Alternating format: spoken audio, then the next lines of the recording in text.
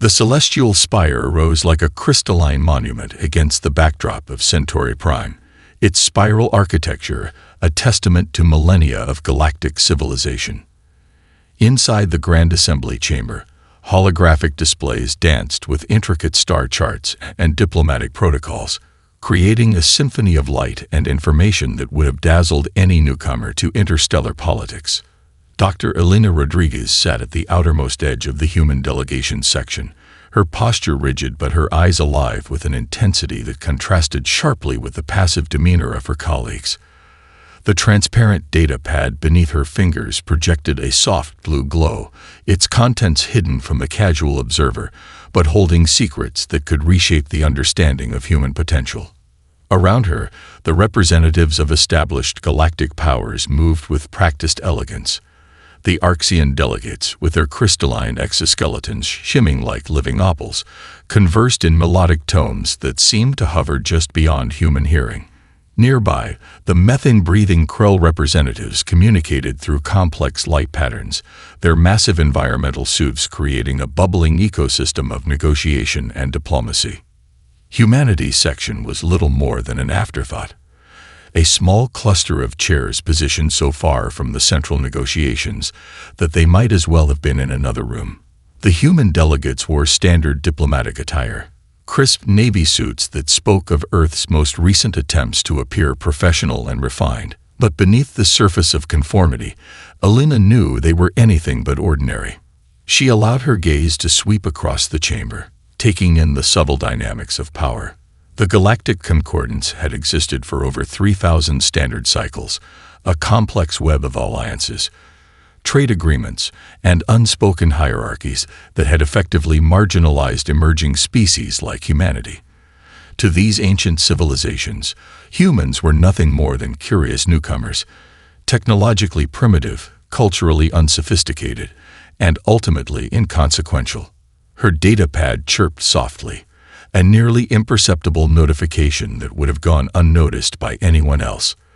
Elena's fingers moved with practiced precision, decrypting a message that had taken months of careful preparation to secure. The information was breathtaking in its potential, a technological breakthrough that could fundamentally challenge everything the established galactic powers believed about human capabilities. Captain Marcus Chen, seated 2 rows behind her, caught her eye for the briefest moment. A slight nod passed between them, a silent acknowledgement of the extraordinary secret they carried. To the rest of the delegation, and certainly to the alien representatives, they appeared as nothing more than 2 mid-level diplomats attending another mundane interstellar conference. The current speaker, an Arxian elder with translucent skin that revealed an intricate network of bioluminescent veins, droned on about trade regulations in the outer spiral arms. His voice was a melodic hum translated by sophisticated linguistic algorithms, filling the chamber with words that seemed to carry the weight of centuries. Elena's mind wandered to the research hidden within her datapad. Quantum communication networks that could bypass traditional faster-than-light communication limitations. Adaptive nanotechnologies that could revolutionize everything from medical treatment to space exploration. Artificial intelligence systems that approached, and in some ways exceeded, the computational capabilities of the most advanced alien technologies. But none of that mattered here. In this chamber, humanity was invisible. A subtle vibration against her wrist, her personal communication device, caught her attention. Most would have ignored it, but Elena recognized the specific pattern. It was a coded message from their research team back on Earth. Something significant had happened. The galactic concordance continued its elaborate dance of diplomacy, completely unaware that the most significant transformation was about to begin. Humanity might be seated in the shadows, might be considered irrelevant, but beneath the surface, something extraordinary was brewing. Elena Rodriguez allowed herself the smallest of smiles, a hint of the storm that was coming. The Zaraki homeworld glimmered like a fragile crystal suspended in the infinite darkness of space. From a distance, it appeared beautiful, a sphere of intricate geometric patterns that shifted and changed with the planet's natural rhythms. But beneath that mesmerizing surface, An extinction-level threat was drawing closer with mathematical precision. Dr. Liran, the lead scientist of the Zaraki Research Collective, watched the approaching darkness through the crystalline observation dome. Her species biology was unlike any other in the known galaxy, part organic, part mineral, with a consciousness that resonated through complex molecular structures. Each Zaraki was both an individual and part of a larger collective intelligence, their bodies capable of storing and transmitting information in ways that defied conventional understanding. The incoming threat was methodical. The Vorax were not simply a military force. They were a systematic elimination protocol disguised as a civilization. Their approach was clinical. They identified species they deemed inefficient or potentially disruptive to galactic equilibrium and systematically removed them. No negotiation, no mercy. Lyra Ann's communication tendrils, delicate crystalline appendages that extended from her central form, began to pulse with increasing urgency. She was composing a message, not just with words, but with complex molecular patterns that carried the entire context of their civilization's desperate situation. The transmission would travel through unconventional channels. Standard communication networks had already been compromised. The Vorax had systematically blocked most traditional communication routes, leaving the Zaraki with nothing but the most primitive methods of calling for help. In the research station's central chamber, holographic displays showed the approaching Vorax fleet. Each vessel was a marvel of destructive engineering. Geometric shapes that seemed to absorb light, with weapon systems that could reduce entire planetary ecosystems to atomic dust in moments. Their approach was mathematical, almost beautiful in its cold precision. We have approximately 72 standard cycles before complete system infiltration, a soft voice announced. It was an AI system integrated directly into the station's crystalline infrastructure, a last-ditch attempt to analyze and potentially survive the incoming threat. Lyra Ann knew the Galactic Concordance would not intervene. Their diplomatic protocols were complex, layered with centuries of precedent that effectively condemned smaller, less influential species to extinction. The Zaraki had been classified as a non-essential civilization, a bureaucratic death sentence that meant no resources would be allocated to their protection. Her communication burst would be a final desperate attempt, a message encoded not just with words, but with the entire genetic and cultural memory of her species. If someone, anyone, could receive and understand it, there might be a chance. The first transmission began. Quantum encrypted signals burst forth, carrying compressed information that would take sophisticated decryption systems to fully comprehend. It was a cry for help, but also a comprehensive archive, the complete genetic blueprint of the Zaraki, their scientific achievements, their cultural memories, everything that made them unique. Most of the transmission would be lost in the vast, indifferent expanse of space, but somewhere, somehow, a fraction might find its way to consciousness. At the edge of human-controlled space, on a research station that most galactic powers considered insignificant, a long-range communication array began to pick up strange signals. The station's AI, designed to detect and analyze unusual electromagnetic patterns, started processing the incoming data.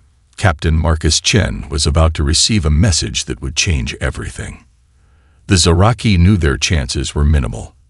Their civilization was about to become another footnote in galactic history, another species eliminated by the cold calculations of more powerful entities. Yet they transmitted their final message with a sense of hope that transcended their impending destruction.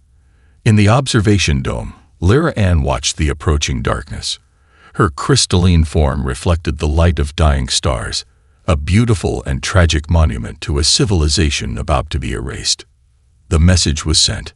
Now, they would wait. The Horizon Research Station hung like a delicate spider web against the backdrop of deep space. Located at the very edge of human-controlled territory, it was a testament to humanity's growing ambition, a blend of cutting-edge research facility and deep space monitoring outpost that most galactic powers considered little more than a curiosity. Captain Marcus Chen stood before a holographic display that seemed to breathe with living information. His office was a controlled chaos of data streams, adaptive interface technologies, and research prototypes that defied conventional understanding. Unlike traditional military leaders, Chen was as much a scientist as a strategic commander, a hybrid thinker who saw potential where others saw limitations. The strange transmission from the Zaraki had been filtering through the station's advanced analysis systems for the past 17 hours. Most communication arrays would have dismissed the encrypted signals as cosmic noise, but the Horizon's quantum adaptive AI was different. Layer by layer, it was reconstructing a message that carried the weight of an entire civilization's desperate hope. Dr. Elena Rodriguez entered the office, her movement precise and purposeful. She carried a data crystal, a storage medium that was itself a breakthrough in information technology. The linguistic algorithms have completed their initial analysis, she reported, her voice steady, but charged with an underlying excitement. Marcus studied the holographic representation of the Zaraki transmission. Crystalline data patterns danced before his eyes, revealing glimpses of a civilization on the brink of extinction. "They're not just sending a distress call," he murmured. "They're sending their entire cultural and genetic archive." The implications were staggering. If the Vorax were truly approaching with the intent of complete elimination, this transmission was the Zaraki's final attempt to preserve their existence, a cosmic time capsule that might be their only legacy. Elena's fingers moved across the adaptive interface, bringing up additional layers of data. The Galactic Concordance database has them classified as a non-essential civilization, she said, a note of controlled anger in her voice. Essentially, they'd been marked for elimination without a second thought. Marcus understood the subtext. In the complex hierarchy of galactic politics, smaller species were often considered expendable.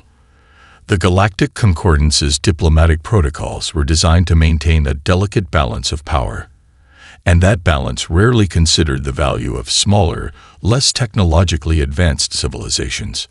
"We're going to intervene," Marcus stated. It wasn't a question or a suggestion.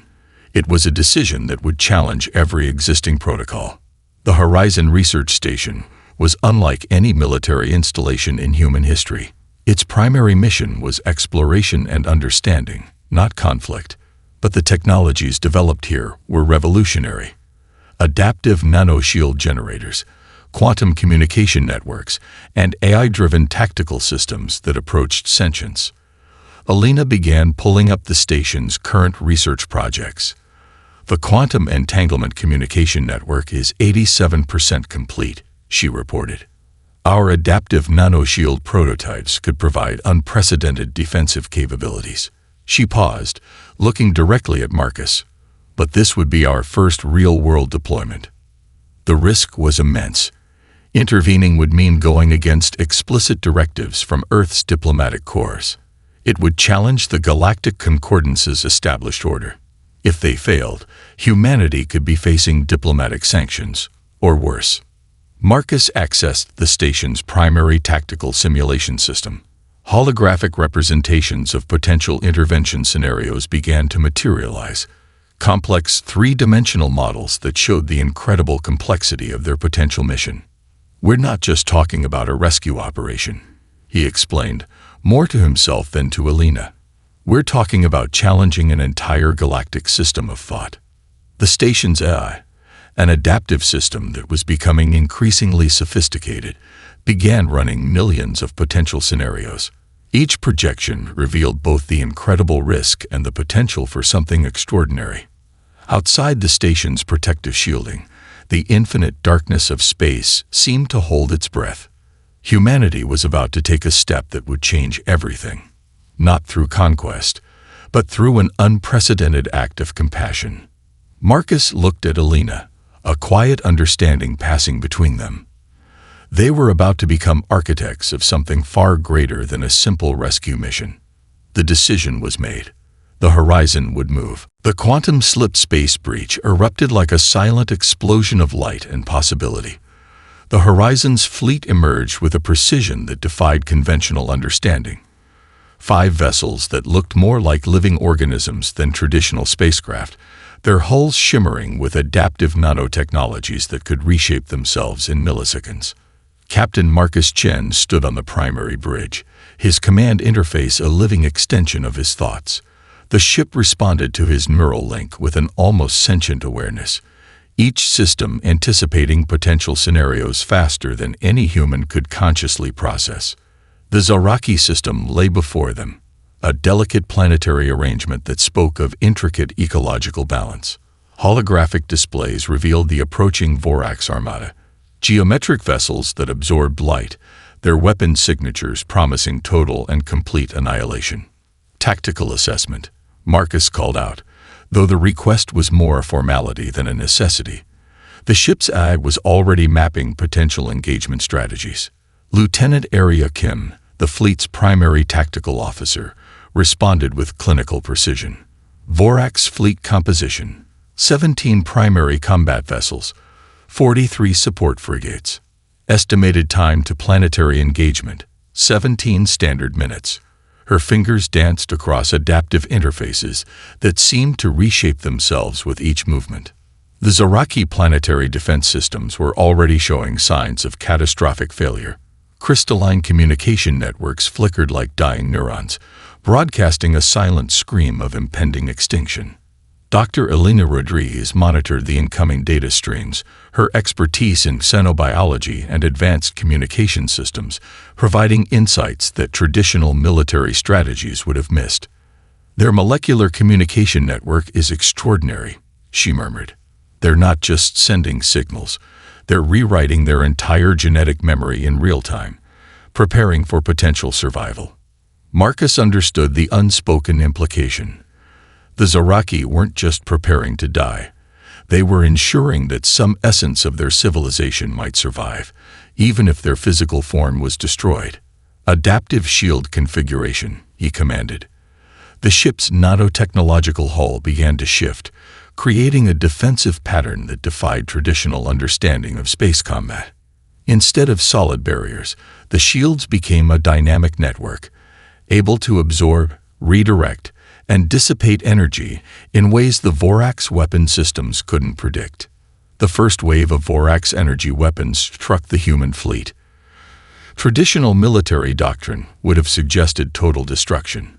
Instead, the human ships seemed to dance, absorbing, redistributing, and transforming the incoming destructive energy.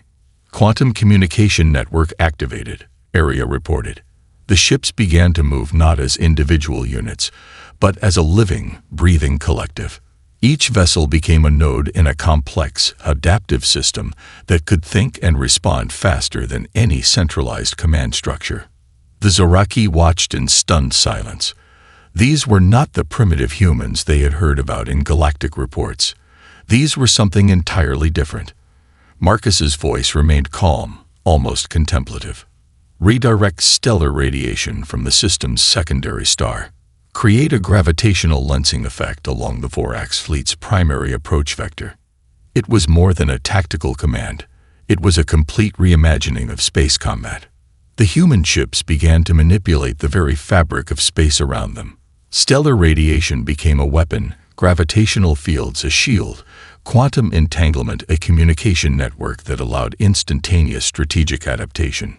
The Vorax fleet, for the first time in their systematic elimination campaigns, encountered something they could not mathematically predict. "Zaraki planetary defense systems," Elena called out. "We're creating a quantum resonance field that should stabilize their primary molecular communication networks." It was more than a rescue. It was a demonstration of a fundamental difference in approach to existence itself. The battle was not about destruction. It was about preservation, about possibility, about something the Vorax could not comprehend: the ability to protect, to adapt, to transform. In the infinite darkness of space, humanity was writing a new chapter of galactic understanding. The battle transformed into something beyond traditional combat. Each human ship became a living algorithm, adapting in microseconds to the Vorax's relentless assault. Captain Marcus Chen watched the holographic displays with a calm that belied the complexity of the engagement unfolding around him. "Quantum interference pattern," he murmured, his neural link translating thought into instantaneous ship-wide commands. The Horizon's fleet began to move in what appeared to be a chaotic dance, but was in fact a precisely calculated series of maneuvers designed to disrupt the Vorax's computational warfare strategies. Lieutenant Aria Kim managed the tactical response, her fingers moving across adaptive interfaces that seemed to breathe with living information. Stellar magnetic field manipulation at 73% efficiency, she reported. The Vorax targeting systems are experiencing cascading computational errors. What the Vorax understood as warfare was a mathematical equation, a pure computational approach to elimination. They saw combat as a series of predictable variables, each potential outcome calculated with cold precision. Humanity introduced something entirely unexpected, unpredictability guided by compassion. Dr. Elena Rodriguez monitored the Zoraki communication networks, her expertise bridging the gap between technological intervention and biological preservation. Their molecular communication is stabilizing, she called out. We're not just defending. We're creating a protective resonance that's allowing their collective consciousness to reorganize. The human ships moved like living things, their nanotechnological hulls shifting and adapting with each incoming energy burst. Where traditional shields would have simply blocked or absorbed energy, these ships transformed it. Weapon signatures became information pathways, destructive energy redirected into complex computational networks. Gravitational lensing at maximum efficiency, Marcus commanded. The space around the human fleet began to warp, creating optical and computational illusions that confused the Vorax targeting systems. It was more than a defensive mechanism. It was a complete reimagining of spatial warfare. Aboard the Vorax command vessel, strategic algorithms began to fail. Their computational models, built on millennia of systematic elimination, could not process the human approach. Each predictive model collapsed faster than it could be reconstructed. The Zoraki watched in stunned silence. Their crystalline observation networks captured every moment of the extraordinary intervention. These were not the primitive humans described in galactic archives. These were architects of a completely different approach to existence. Adaptive resonance field, Aria announced, her voice calm despite the intensity of the engagement.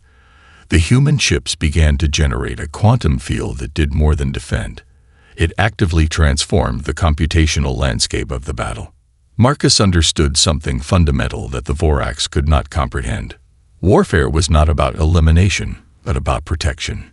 Each maneuver was calculated not just to survive, but to preserve the potential of an entire civilization. The battle became a symphony of possibility. Stellar radiation was redirected, gravitational fields manipulated, quantum entanglement used as both a communication and defensive strategy. The human fleet moved as a single, living organism, each ship a note in a complex musical composition of survival.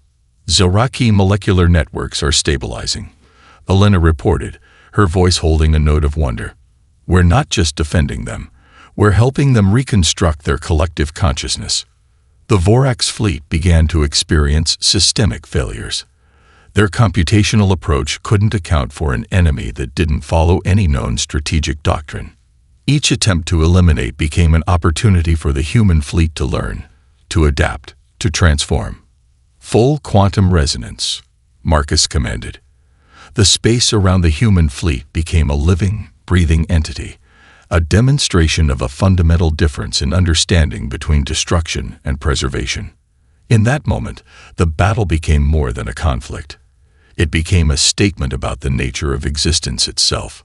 The Vorax were experiencing something they had never encountered in their systematic elimination campaigns, an opponent that saw warfare not as a mathematical equation, but as an opportunity to protect, to understand, to preserve potential.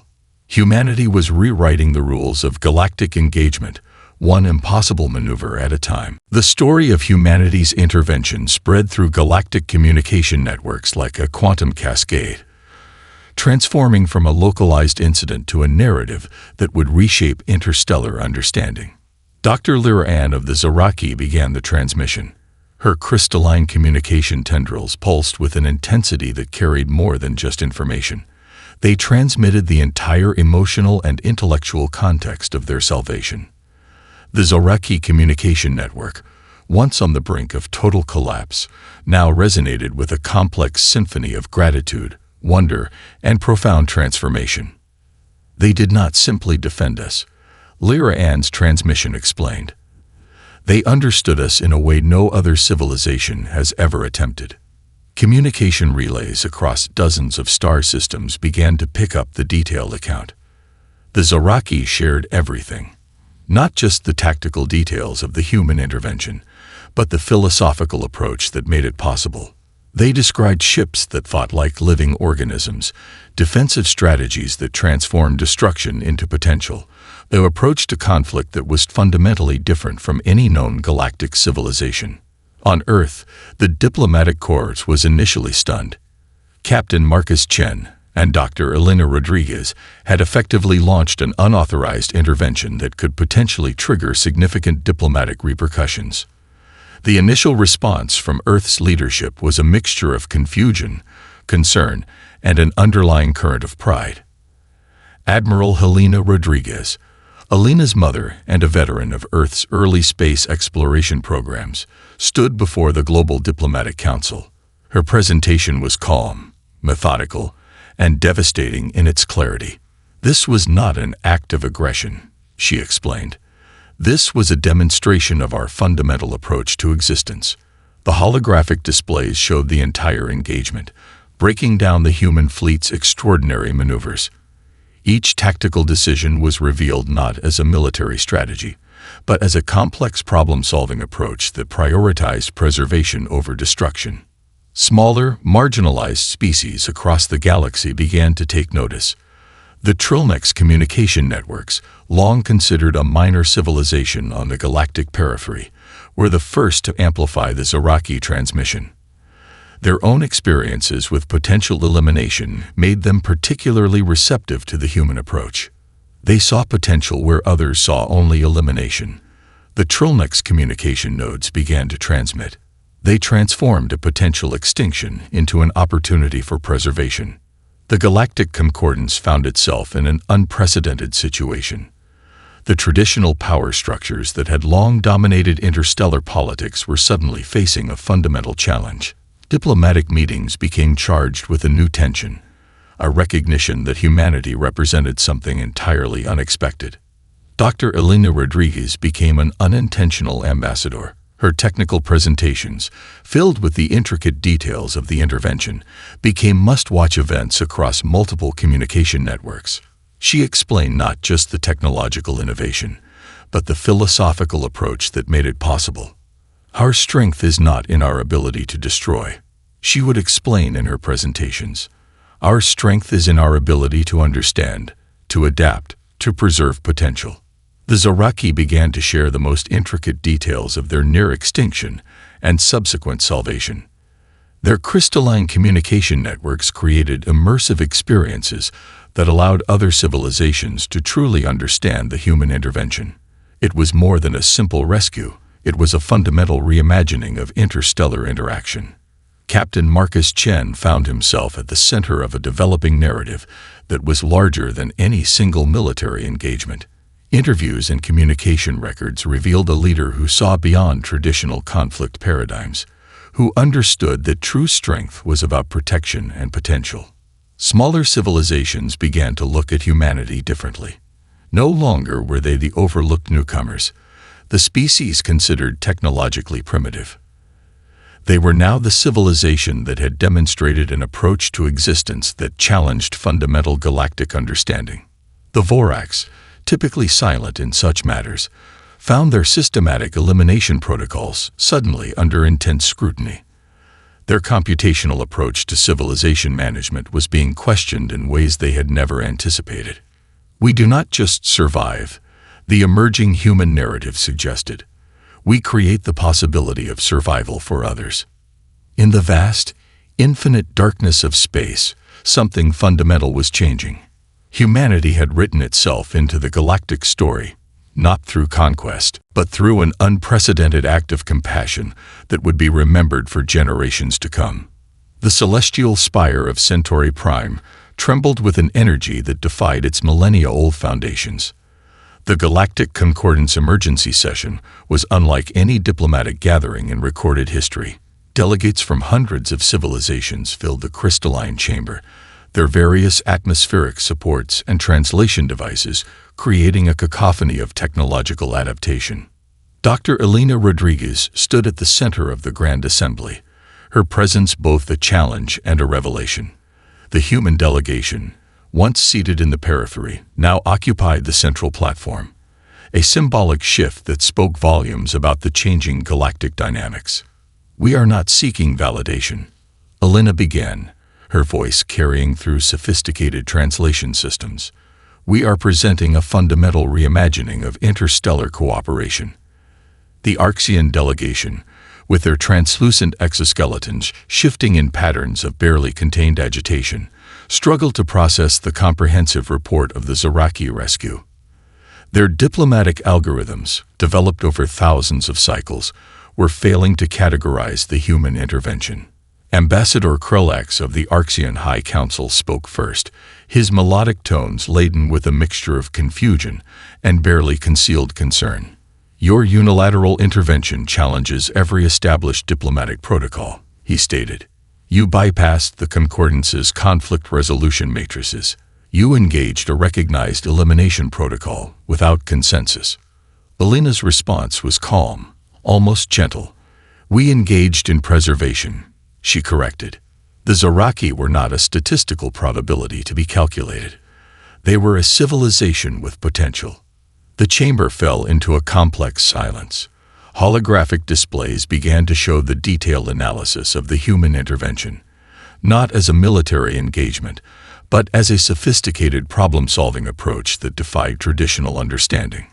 Captain Marcus Chen stood slightly behind Elena, his presence a quiet testament to the philosophical approach they represented.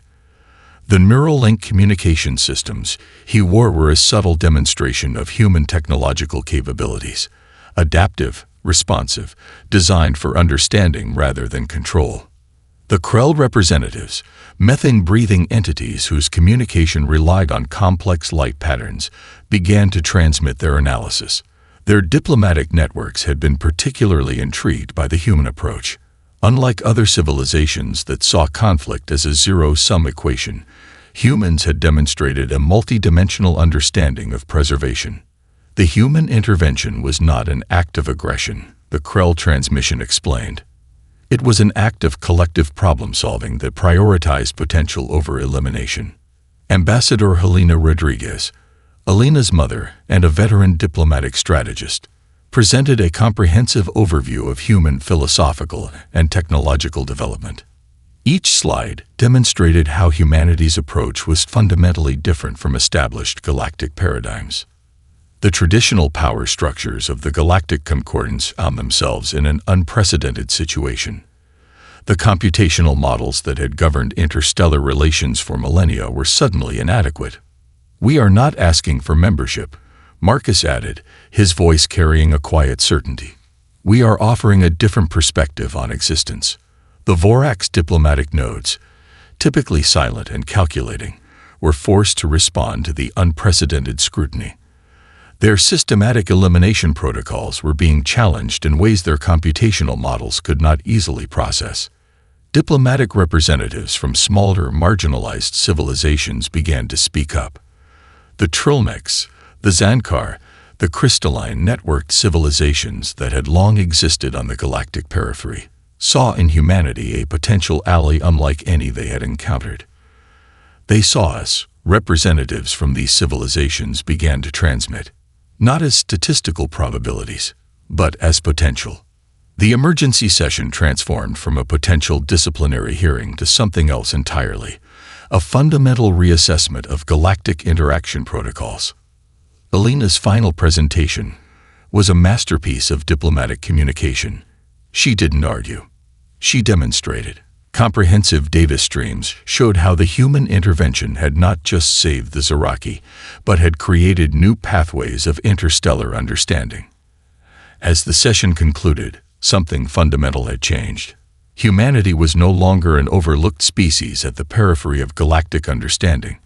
They had written themselves into the story of interstellar civilization, not through conquest, but through an unprecedented act of compassionate problem-solving. The diplomatic earthquake was complete. The galaxy would never be the same. The Joint Research Station orbited the Zaraki homeworld like a crystalline promise, a testament to what could be achieved when civilizations chose understanding over elimination. Dr. Elena Rodriguez stood at the primary observation dome, watching the intricate dance of human and Zaraki researchers working in perfect synchronization. 5 cycles had passed since the extraordinary intervention that had reshaped galactic understanding. The station was more than a research facility. It was a living symbol of a new approach to interstellar cooperation. Dr. Liran, the Zaraki lead scientist who had once broadcast the desperate cry that saved her civilization, moved beside Elena. Their communication was no longer limited by traditional linguistic barriers. Adaptive translation systems and shared research had created a connection that transcended verbal communication. "We are rewriting the fundamental algorithms of cooperation," Liran's communication tendrils pulsed, translating complex molecular patterns into comprehensible thought. The Zaraki had discovered that their near extinction had become a catalyst for something extraordinary. The research station was a marvel of collaborative engineering. Its primary structure combined human adaptive technologies with Zaraki molecular communication networks. Each section was a living demonstration of how different approaches to existence could create something far more complex than either civilization could have achieved alone. Captain Marcus Chen reviewed the latest research compilations in the station's central strategic analysis chamber.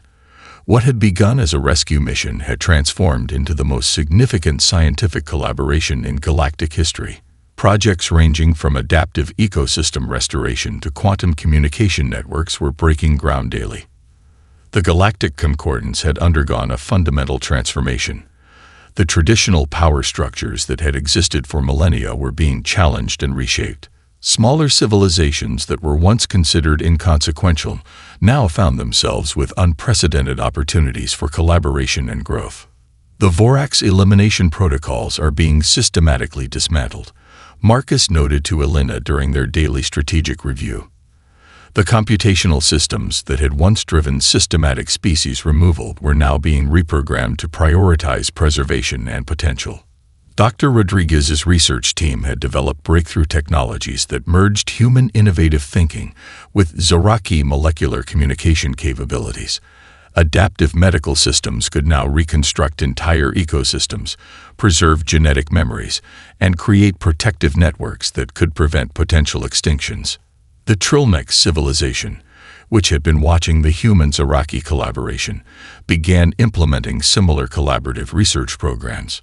Other marginalized species started to see themselves not as potential victims, but as potential contributors to a larger galactic understanding. "We are not just saving civilizations," Elena explained during a comprehensive galactic broadcast. "We are creating a new understanding of what it means to exist in the universe." The research station became a beacon of hope. Delegations from hundreds of civilizations visited, studying the collaborative model that had emerged from humanity's unexpected intervention. The traditional hierarchical structures of galactic diplomacy were being rewritten. Marcus Chen reflected on the journey that had brought them to this moment. What had begun as a seemingly impossible rescue mission had transformed into a fundamental reimagining of interstellar cooperation. The human approach, seeing potential where others saw only elimination, had become a new paradigm of existence. Dr. Lyra and civilization had not just survived. They had become key architects of a new galactic understanding. The crystalline molecular networks of the Zaraki now played a crucial role in developing technologies that could protect and preserve potential across multiple civilizations. The station's central research hub became a living demonstration of possibility. Adaptive technologies developed through human-Zaraki collaboration were being implemented across multiple star systems. Ecosystem restoration projects, Communication network innovations and collaborative problem-solving approaches were transforming how civilizations interacted. As the research station continued its orbital dance around the Zoraki homeworld, it represented more than a scientific facility. It was a living testament to the power of understanding, of seeing potential where others saw limitation. Humanity had written itself into the galactic story, not through conquest, but through an unprecedented act of compassion that had fundamentally reshaped the understanding of what it meant to exist in the universe. The whispers had become a roar. The potential had become reality.